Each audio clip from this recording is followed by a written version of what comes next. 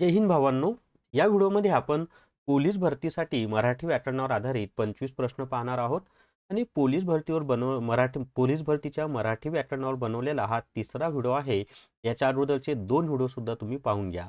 हे व्हिडिओ तुम्हाला कुठे पाहता येतील तर आपलं जे पोलीस भरती महाराष्ट्र हे जे यूट्यूब चॅनल आहे, या यूट्यूब चॅनलच्या प्लेलिस्टमध्ये गेल्यानंतर मराठी व्याकरणाची प्लेलिस्ट ओपन करा. त्या ठिकाणी तुम्हाला अगोदरचे 2 व्हिडिओ सुद्धा पाहता येतील आणि इतर विषयांचे सुद्धा व्हिडिओ या ठिकाणी उपलब्ध आहेत. आता या ठिकाणी पहा, पहिला जो प्रश्न आहे आपला की पोलीस भरती पेपर मराठी व्याकरण पेपर 3, बे हा उपसर्ग जोडून कोणत्या शब्दाचा विरुद्धार्थी शब्द तयार होणार नाही. इथं खूप महत्वाचं आहे की तयार होणार नाही असं म्हटलेलं आहे. तर या ठिकाणी पहा, दमच्या आधी बे लागत नाही. आपण बेदम मारहाण करतो असं म्हणतो, पण दमच्या आधी बे लावलं तर बेदम हा शब्द आणि दम हा शब्द विरुद्धार्थी शब्द नाही, म्हणजे ए नंबरच त्याचं उत्तर आहे. पण हिशोबी या शब्दाच्या अगोदर जर आपण बे लावलं तर बेहिशोबी आणि हिशोबी हे विरुद्धार्थी शब्द तयार होतात. फिकीर या शब्दाच्या अगोदर जर बे लावलं तर बेफिकीर हा शब्द तयार होतो आणि फिकीर आणि बेफिकीर हे विरुद्धार्थी शब्द आहेत. तसंच परवा आणि बेपरवा हे सुद्धा विरुद्धार्थी शब्द आहेत. तर दमच्या अगोदर बे लावलं तर विरुद्धार्थी शब्द तयार होणार नाही. ए हे त्याचं उत्तर आहे, दम. त्याच्या पुढे दुसरा प्रश्न आहे पहा, आणि हे सगळे प्रश्न ॲक्च्युअलमध्ये पोलीस भरतीमध्ये विचारलेले आहेत बरं का. तुम्हाला असेच प्रश्न आगामी परीक्षेमध्ये विचारले जाणार आहेत. यातले काही प्रश्न रिपीट सुद्धा होणार आहेत. पिवळ्या फुलांची ओळ या शब्दसमूहासाठी एक शब्द निवडा.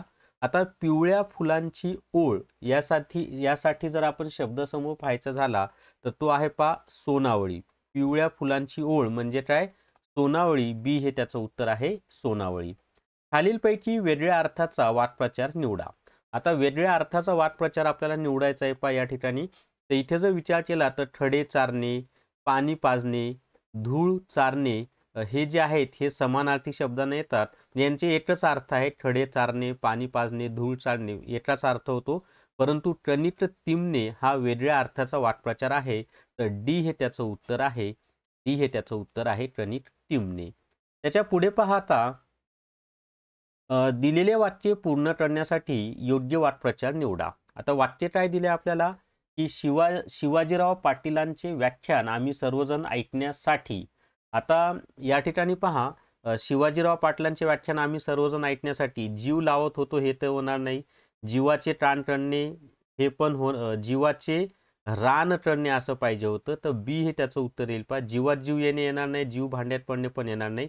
बी हे त्याचं उत्तर येईल पर्यायानुसार. व्हिडिओला सर्वांनी लाईक करा, शेअर करा आणि आपलं पोलीस भरती महाराष्ट्र यूट्यूब चॅनल सबस्क्राईब करा बरं सगळ्यांनी.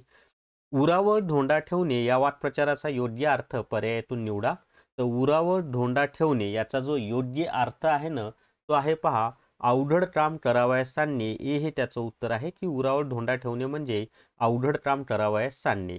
आणि जर तुम्हाला पोलीस भरतीसाठी रेकॉर्डेड व्हिडिओ कोर्स घ्यायचा असेल तर प्ले स्टोअरवरून विठ्ठल जोशी ॲप डाउनलोड करा आणि पोलीस भरती रेकॉर्डेड व्हिडिओ कोर्स विकत घ्या. फक्त 300 रुपयामध्ये हा कोर्स उपलब्ध करून दिलेला आहे आणि याच्यातून संपूर्ण अभ्यासक्रम, संपूर्ण सिलेबस तुमचा कव्हर होणार आहे. सगळ्याचा अभ्यासक्रम यामधनं कव्हर होईल. तसंच पोलीस भरतीसाठी जर तुम्हाला गणित आणि बुद्धिमत्ता चाचणीची पुस्तकं घ्यायची असतील तर 8806068618 या व्हॉट्सअपच्या नंबरवर मॅथ्स म्हणजे गणित बुद्धिमत्ता पुस्तक म्हणून मेसेज करा. फक्त 450 रुपयामध्ये ही दोन्ही पुस्तकं तुम्हाला घरपोच मिळून जातील. चला तर आता त्याच्या पुढचा प्रश्न पाहूयात आपण. तर 6 नंबरचा प्रश्न आता आहे पहा.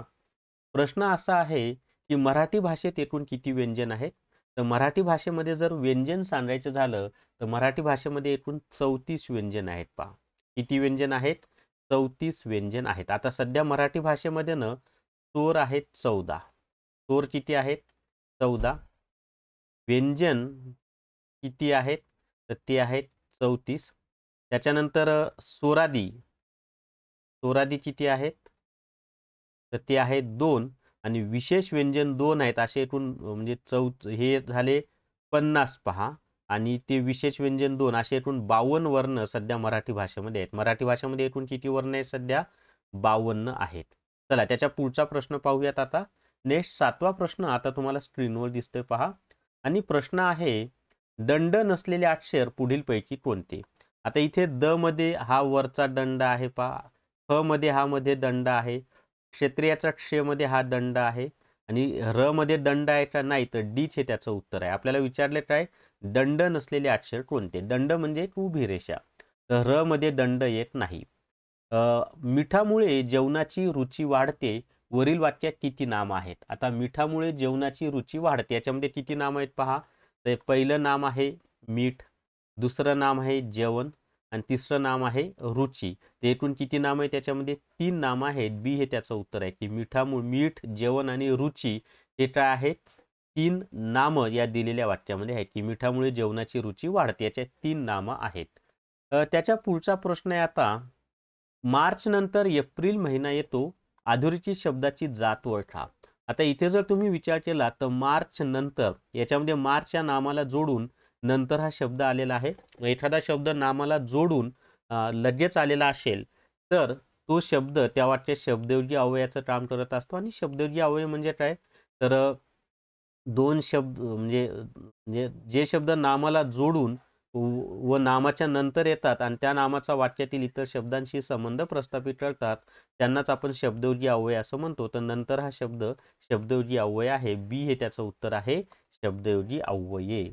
आता 10वा प्रश्न तुम्हाला स्क्रीनवर दिसेल पहा. आणि प्रश्न आहे की पुढील पर्यायातील योग्य नपुंसकलिंगी शब्द असणारा पर्याय निवडा. आता मी तुम्हाला सोपं सांगतो पहा. एकवचनी शब्द म्हणजे दिलेला शब्द एकवचनी असेल किंवा अनेकवचनी असेल, सर्वात आधी त्याचं एकवचन करायचं. एकवचनी नामाच्या अगोदर जर तो हे सर्वनाम लावता आलं तर ते पुल्लिंगी असतं. एकवचनी नामाच्या अगोदर जर ती हे सर्वनाम लावता आलं तर ते स्त्रीलिंगी असतं. आणि एकवचनी नामाच्या अगोदर ते हे सर्वनाम लावता येत असेल तर ते नपुंसकलिंगी असतं, एवढं लक्षात ठेवा. पण हे तो, ती, ते लावायच्या आधी त्या नामाचं एक वचन करणं खूप महत्वाचं आहे. मग आता तो सरडा पुल्लिंगी, ती पाल स्त्रीलिंगी, ते किरडू किंवा टरडू हे नपुंसकलिंगी आहे आणि ती मगर हे स्त्रीलिंगी आहे. तर सी हे त्याचं उत्तर आहे, किरडू हे त्याचं उत्तर आहे. चला त्याच्या पुढे 11वा प्रश्न आहे आता, गटात न बसणारे पद ओळखा. काय दिलेले आपल्याला, गटामध्ये न बसणारे पद ओळखा. आणि शब्द काय दिलेत पहा, तर शब्द आहेत पहा, शौर्य, मित्र, क्रोर्य आणि धैर्य. तर याचं उत्तर मित्र आहे, कारण शौर्य, क्रोर्य आणि धैर्य ही भावाचेच नाम आहेत, पण मित्र हे सामान्य नाम आहे. तर बी हे त्याचं उत्तर आहे. चला त्याच्या पुढे आता पुढचा प्रश्न पाहूया. व्हिडिओला सर्वांनी लाईक करा, शेअर करा आणि पोलीस भरती महाराष्ट्र हे आपले यूट्यूब चॅनल सबस्क्राईब करा. पुढील पुल्लिंगी नामाचे वचन न बदलणारे नाम कोणते.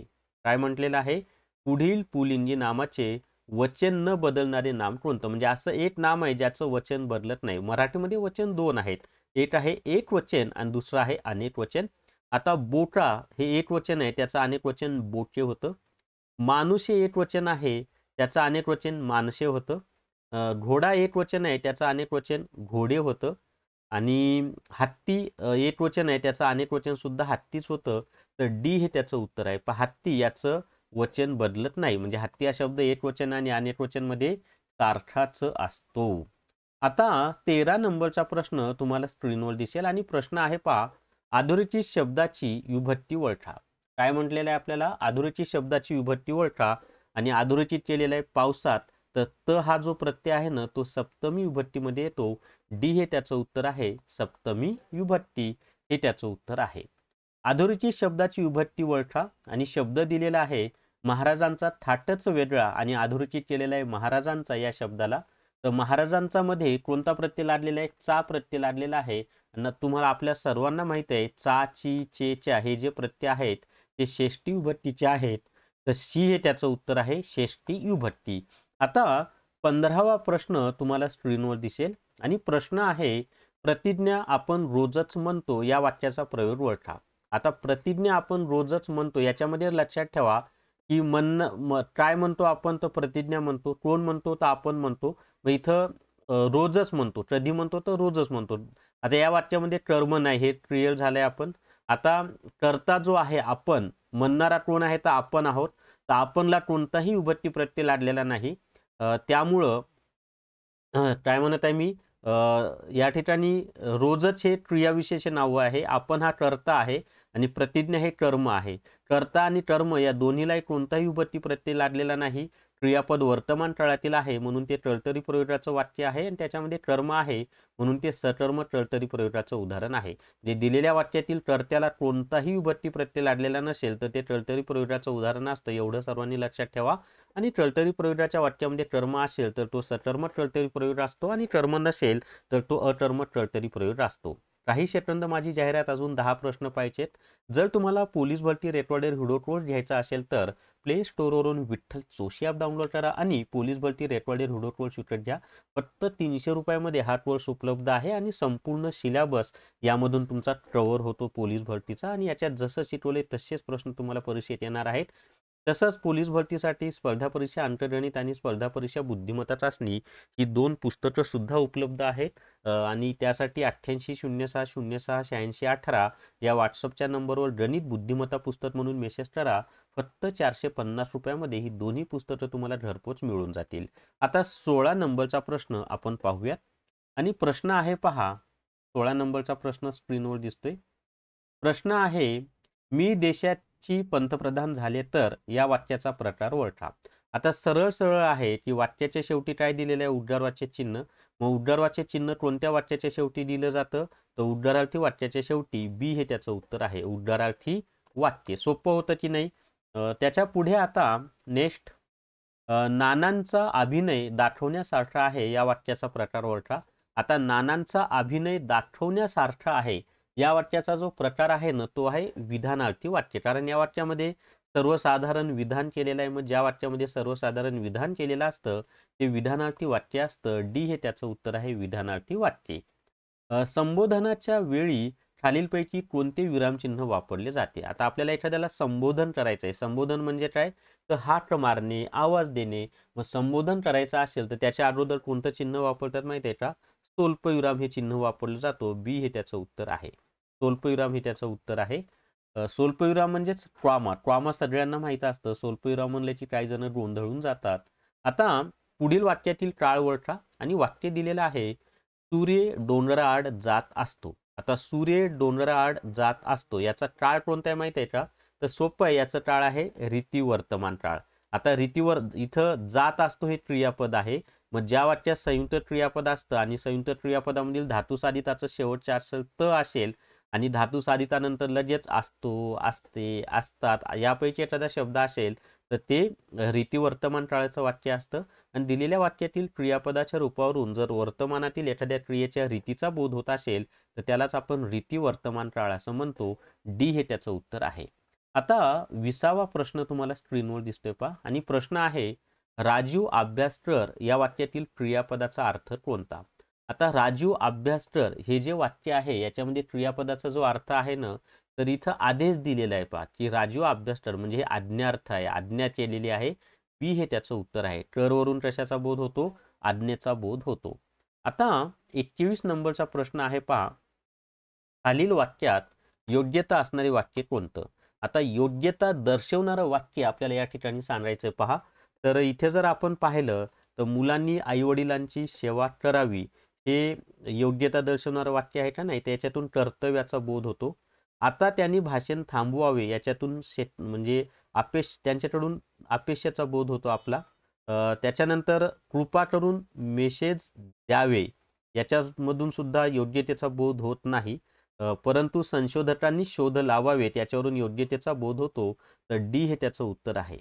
काय उत्तर आहे, डी हे त्याचं उत्तर आहे. आणि ही सगळी न विद्यार्थी वाक्य आहेत बरं का. विद्यार्थी ज्या वाक्यातील क्रियापदाच्या शेवटी वा, वी, वे, व्या यापैकी एखादा काय असतो अक्षर आलेला असतो ते विद्यार्थी वाक्य असतं. तर संशोधकांनी शोध लावावेत याच्यातून आपल्याला कशाचा बोध होतो, योग्यतेचा बोध होतो. सामासिक शब्दांची फोड करून दाखवण्याच्या पद्धतीला डॅश डॅश असे म्हणतात. आता तुम्ही जर समासाचा अभ्यास केला असेल तर त्या ठिकाणी समास विग्रह हा शब्द तुम्ही पाहिला असेल. तर सामासिक शब्दाची फोड करून दाखवण्याच्या पद्धतीलाच विग्रह असं म्हटलं जातं. डी हे त्याचं उत्तर आहे, विग्रह. आता चौकोन या शब्दाचा समास ओळखा. आता चौकोन हा जो शब्द आहे ना हा बहुरी समासामध्ये आहे की आहे तर म्हणजे 4 कोण आहेत ज्याला असा तो चौकोन असा जर अर्थ घेतला तर बहुरी समासामध्ये होतो. आणि 4 कोणांचा समूह असा जर अर्थ घेतला तर ते द्विगु समास होतो. परंतु पर्यायामध्ये द्विगु समास दिलेलंच नाही. म्हणून पर्यायानुसार याचं उत्तर बहुव्रीही समास. पण चौकोन हा शब्द द्विगु समासामध्ये पण येतो आणि बहुव्रीही समासामध्ये पण येतो, हे लक्षात ठेवा. 24वा प्रश्न आहे, आरशातील चांदण्या जणू फुलांची पठरण या उदाहरणात कोणता अलंकार दिसून येतो? आता इथं जणू हा शब्द आहे की नाही, मग दिलेल्या उदाहरणामध्ये जर जणू हा शब्द असेल तर ते उत्प्रेक्षा अलंकाराचं उदाहरण असतं. कशाचं उदाहरण असतं? उत्प्रेक्षा अलंकाराचं उदाहरण असतं. तर जणू हा शब्द असला की तो उत्प्रेक्षा अलंकार असतो. एवढं तुम्ही फक्त लक्षात ठेवा, परीक्षेमध्ये तुम्हाला मार्क्स मिळूनच जाईल. आता भावार्थ दीपिका हा ग्रंथ कोणी लिहिला?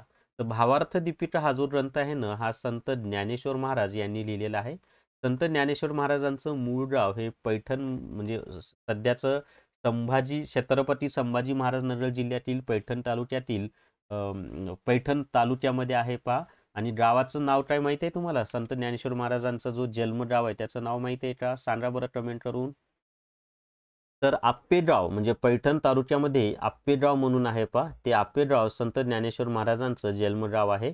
आणि देवाची आळंदी, जी की पुणे जिल्ह्यात आहे, इंद्रायणी नदीच्या तीरावर, ते ज्ञानेश्वर महाराजांचं आजू.